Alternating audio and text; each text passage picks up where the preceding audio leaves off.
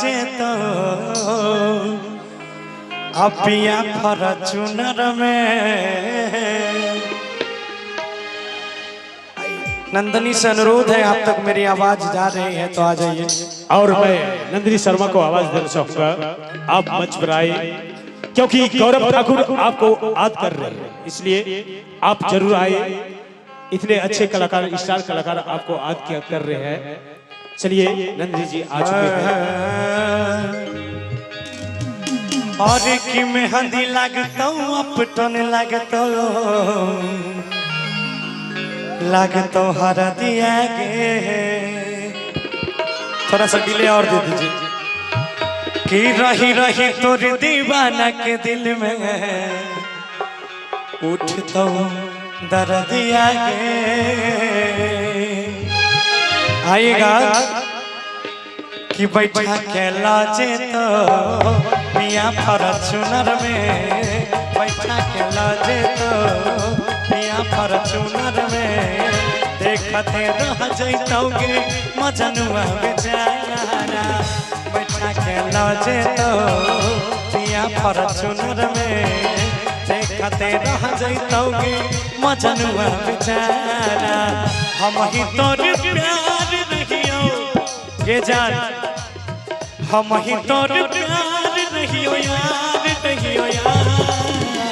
बैठा के लाजे तो पिया फॉर्च्यूनर में, बैठा के लाजे तो पिया फॉर्च्यूनर में देखते रह जैतोगे मजनुआ बेचारा।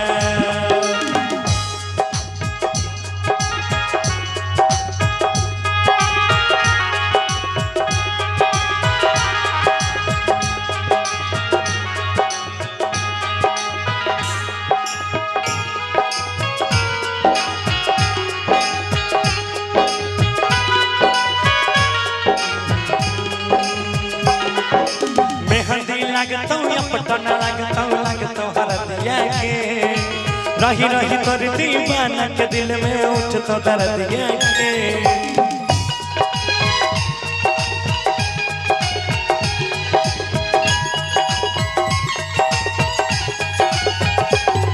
आगे मेहंदी लगता पटन लगता हरदिया के, रही रही तोर दीवाना के दिल में उठ तो दर्दिया के।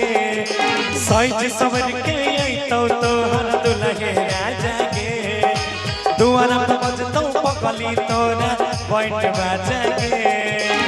हम ही तोर प्यार रहियो यार, रहियो यार। बैठा के लाजे तो पिया फॉर्च्यूनर में, बैठा के लाजे तो पिया फॉर्च्यूनर में देखते रह जैतोगे मजनुआ बेचारा।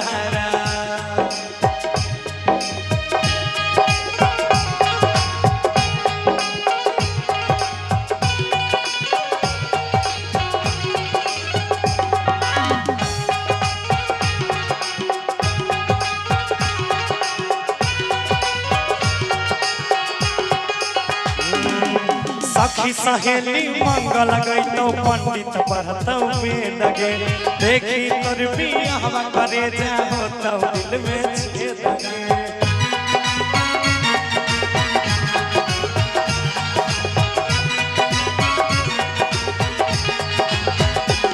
आगे सखी सहेली मंगल गई तो पंडित पढ़तो वेद गे, देखी तोर बियाह करे जाओ तो दिल में छेद गे। मरवा के बगली पगली छिरी अइबे सही संग लागे, याद अइतो गौरव सरवन लगतो हवन के आवागे। और की गौरव तोहर प्यार रहो, जीवन तोर प्यार रहियो यार, रहियो यार। बैठा के लाजे तो पिया फॉर्च्यूनर में, बैठा के लाजे तो पिया फॉर्च्यूनर में देखते रह जैतोगे मजनुआ बेचारा। बैठा के लाजे तो पिया फॉर्च्यूनर में, बैठा के लाजे तो पिया फॉर्च्यूनर में देखते रह जैतोगे मजनुआ। बेचारा।